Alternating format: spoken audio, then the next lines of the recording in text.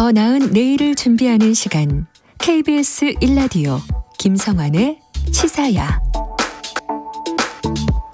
인천 검단 신축 아파트 지하주차장 붕괴 사고의 원인으로 꼽히는 철근 누락 사례가 다른 공공 아파트에서도 무더기로 확인됐습니다. 그리고 이 부실 아파트들은 모두 무량판 공법을 적용해 위험성이 더 높다, 이런 지적도 나오고 있는데요. 이 무량판 공법이 무엇이고 또 부실 시공 시 어떤 위험이 있는지 최명기 대한민국 산업현장교수단 교수 연결해서 얘기 나눠보도록 하겠습니다. 교수님 안녕하십니까? 예, 안녕하십니까. 최명기입니다. 네. 철근 누락이 확인된 LH 아파트가 지금 공개가 된 거잖아요. 15곳이다, 그렇죠. 이렇게 지금 얘기가 나오고 있던데요. 지금 어느 정도 심각한 수준입니까? 실은 이제 LH가 무량판 구조, 특히 이제 지하주차장에서 무량판 구조를 썼던 이런 어떤 단지들 대상으로 조사를 해보니까, 네. 결국 15개 단지에서 철근 누락이 있었다, 이렇게 이제 얘기를 하고 있는 거고요. 예. 실은 이제 이 철근 자체가 보면 이제 누락돼 있는 부분도 있는데, 지금 이제 콘크리트 강도에 대해서는 조사를 하고 있는 건 없거든요. 그래서 아마 콘크리트 강도라든지 철근 누락까지 간다고 보면 더 많은 아마 그런 단지가 더 나올 걸로 예상을 하고는 있는 상황이에요. 그래서 결국은 이런 전담보강금 자체가 이제 누락이 되게 되면, 네. 실은 이제 여기에다가 이제 콘크리트 강도까지 저하가 되게 되면, 예. 이제 붕괴 가능성이 상당히 높다, 이렇게 이제 볼 수가 있는 거죠. 근데 과거에는 사실 무량판이라고 하는 표현을 거의 들어본 적이 없거든요. 뭐 건설 전문가면은, 건축 전문가면 또 혹시 모를까. 일반적으로는 이런 방식으로 이전에는 지하주차장을 잘 건설 안 했던 거죠. 실은 이제 지하주차장에 도입된 것은 이제 LH가 2017년부터 이것을 도입을 했던 거고요. 예. 그다음에 이제 일반 뭐 지상 구간들, 그러니까 이제 사람들이 사는 뭐 지상 구간들, 여기에는 실은 이제 기존부터 적용이 됐던 공법입니다. 대표적으로 뭐 삼풍백화점이라든지, 네. 또는 뭐 작년에 이제 붕괴가 됐던 광주 화정동 아파트, 여기도 예. 전부 다 지상 구간은 이제 무량판 구조거든요. 예. 그래서 무량판 구조, 그러니까 되게 좀 어렵게 생각을 하시게 되는데, 예. 실은 이제 보가 없이 이제 기둥 위에 슬래브가 연결되어 있는 구조다, 이렇게 이해를 하는 게 좋죠. 이게 지금 보라고 하는 표현이 좀 헷갈려서 그런데요. 네네. 일종의 이제 지붕이라고 생각을 한다면 지붕에 철근이 다 들어가고 이런 방식이 아니라 그냥 기둥으로만 떠받치는 구조다, 이렇게 생각해 한. 기존의 건축물들은 일반 뭐 이제 상가 같은 데라든지 가시게 되게 되면, 예. 기본적으로 이제 건물 구조가 이제 기둥이 이제 받쳐지고 있죠, 먼저. 네, 그리고 그렇죠. 기둥과 기둥 사이에 이제 우리 옛날에 뭐 한옥에서는 대들보 같이 이제 이렇게 얘기했었는데, 예. 이 보가 이제 기둥과 기둥 사이를 이제 받쳐주고 또 있어요. 그리고 예. 이 보 위에 이제 슬래브 구조들, 그러니까 이제 천장이 됐든 바닥이 됐든 이 구조가 올라가는 구조가 일반적인 이제 라면 구조였습니다, 이게요. 그런데 여기에서 이제 보가 있다고 보면, 예. 아무래도 건물의 이 층고 높이가 좀 낮게 느껴지는 거거든요. 예. 그리고 이제 보가 있다고 보면은 일반 건물에서는 이제 파이프 어떤 배관들, 예를 들어 뭐 상수도관이 됐든 뭐 전기선이 됐든 또 하수도관이 됐든 이런 관들이 보를 관통을 해서 이게 이제 지나가야 되는데, 예. 그러다 보면 상당히 좀 취약하거든요, 그런 부분들이. 그래서 이제 새로 나온 방법 자체가 이 보를 없애게 되면 아무래도 굉장히 이 층고가 높다 보니까 개방감이 있게 되는 거고요. 네. 그리고 공간 활용이 좀 더 쉽거든요. 그래서 이제 이런 방법들을 이제 썼던 거죠. 그리고 이게 이제 무량판 구조가 상당히 좀 불안하다고 많이 생각을 하시게 되는데, 네. 기존에 상당히 많이 적용이 됐던 방법이고, 이게요, 90년부터. 예. 그리고 이게 이제 다 안전하다고 이제 검증이 됐던 공법인데, 결국은 가장 기본이 뭐 철근 누락이라든지 콘크리트 강도가 나오지 않으면 역시 취약점을 갖게 되는 그런 또 구조입니다. 근데 교수님께서 말씀하셨던 것처럼 무량판 구조를 많이 적용해서 건설 현장에서 활용을 했다면서요.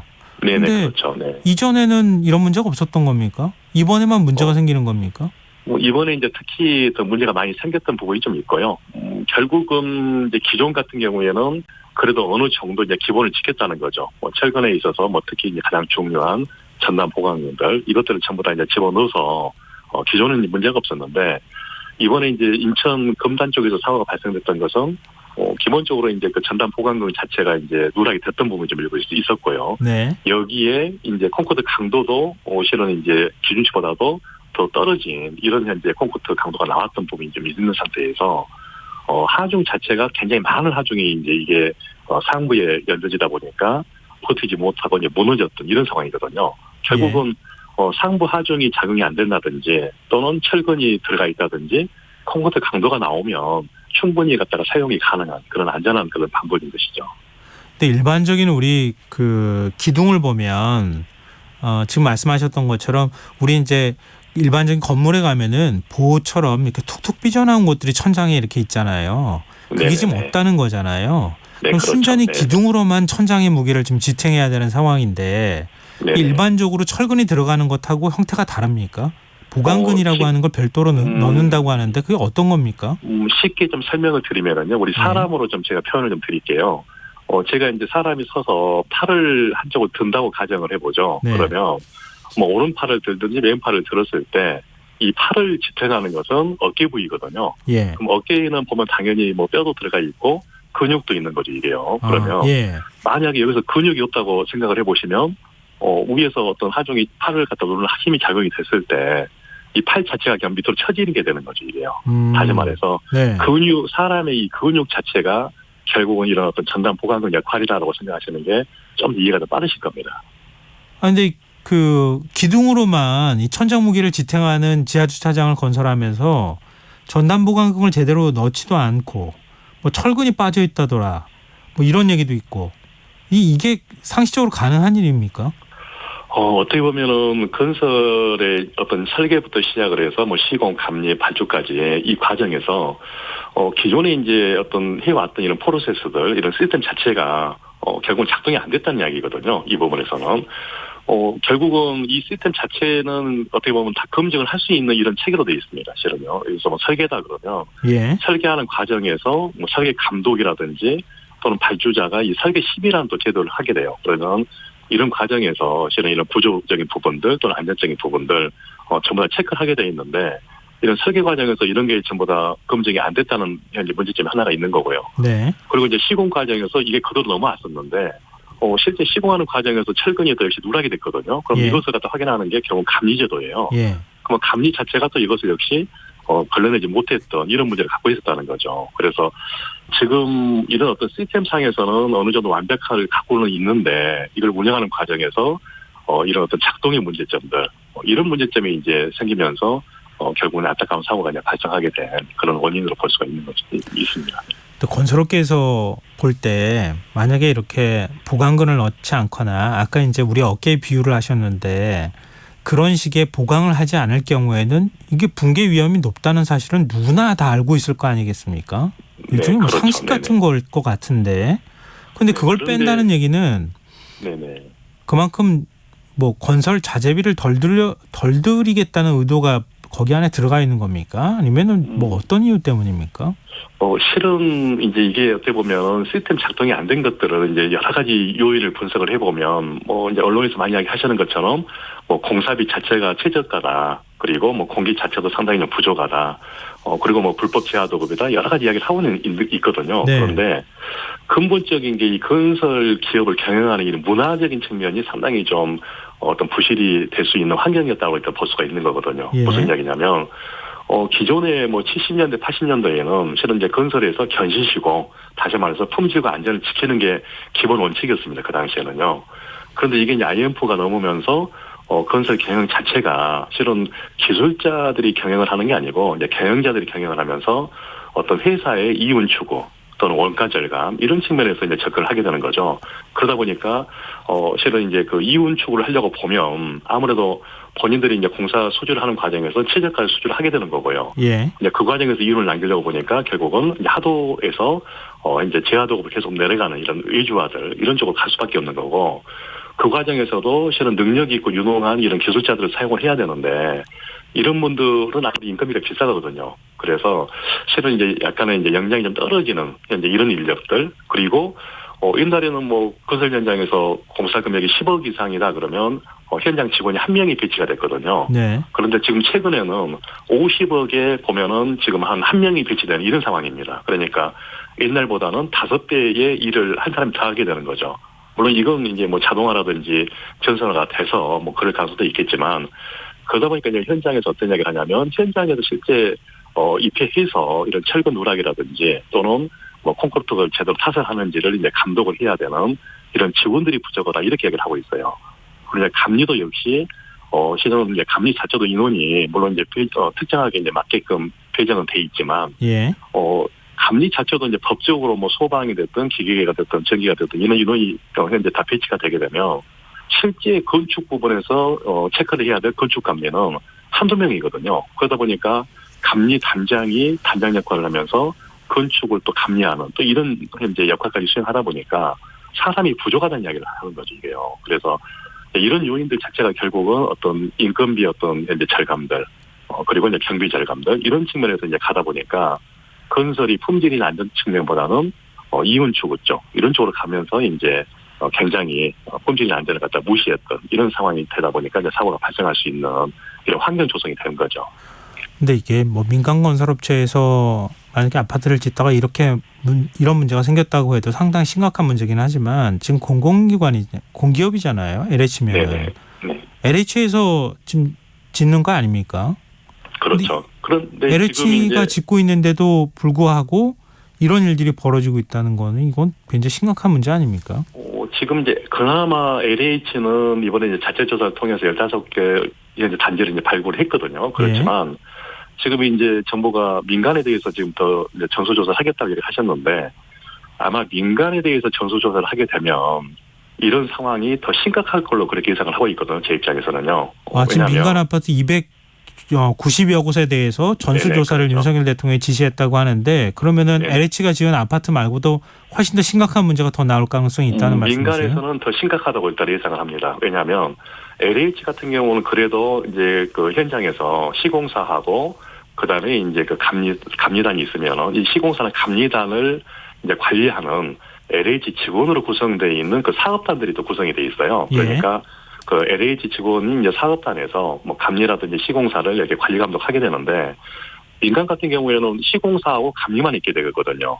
그리고 실제 여기에 대해서 이제 관리를 해야 하는 인허가 기관들, 뭐 시청이 됐든 구청이 됐든 군청이 됐든 이런 기관에서는 실은 뭐 사업단보다는 역량이 더 부족하거든요. 그래서 민간에서는 실은 이런 철근 누락이라든지 또는 콘크리트 강도 저하 부분들이 더 많이 나올 것으로 그렇게 저는 예상을 하고 있습니다. 뭐 앞으로 더 심각한 상황이 벌어질 가능성도 배제하기는 어려워 보이는데요. 일단 당장 LH에서 지은 아파트, 그러니까 지하차장에 지금 전담 보관 거 안 들어갔다 이렇게 지금 발표한 것들도 있잖아요. 이미 입주한 입주민들 입장에서 상당히 불안할 거고 입주 예정자들 입장에서도 좀 불안한 상황 아니겠습니까? 또 언론 보도 보니까 제대로 된 설명회조차 없었다고 하거든요. 이거 어떻게 해야 됩니까? 기본적으로 이제 지금 문제는 발생이 된 상황이고요. 그러면 실은 이제 철근이 만약에 누락이 돼 있다 그러면 철근 누락에 대한 어떤 그런 부분에 대한 이제 보강을 해줘야 되는 거거든요. 그래서 지금 뭐 LH가 구체적으로 뭐 방법은 밝히지는 않고 있지만 아마 보강 방법은 현재 기둥과 기둥 사이에 추가로 기둥을 증설하는 방법 하나요. 그리고 기둥하고 이제 이 슬래브 쪽이 가장 취약부인데. 이 기둥과 슬래브 쪽에 이제 어떤 그 보강하는 방법들, 그래서 뭐 철판을 갖다 부착을 시킨다든지, 또는 뭐 탄소섬이나 뭐 유리섬유 같은 것들 부착을 해서, 그 현재 전단 보강근의 역할을 수행하게끔 한다든지, 이런 어떤 보강 방법이 갖다가 나올 걸로 예상을 하고 있고요. 실은 이런 보강 방법들도 기존에 많이 썼던 방법들입니다. 이게요. 그래서, 일단은 안전성은 확보가 될 걸로 예상을 하고 있지만, 역시 이게 시간이 가게 되면 또 이제 시공하는 과정에서 문제가 있을 수가 있기 때문에 10년이 됐든 20년이 되면 또 그 부위가 또 취약 부위가 돼서 역시 또 문제를 일으킬 수 있는 소지도 있습니다. 민간 아파트에서 이런 문제 생기면 이거 만약에 시간이 좀 지났을 경우에는 이거 어떻게 해야 됩니까? 다시 시공을 해주는 겁니까? 아니면은 그냥 아파트 입주민들이 부담해야 되는 겁니까?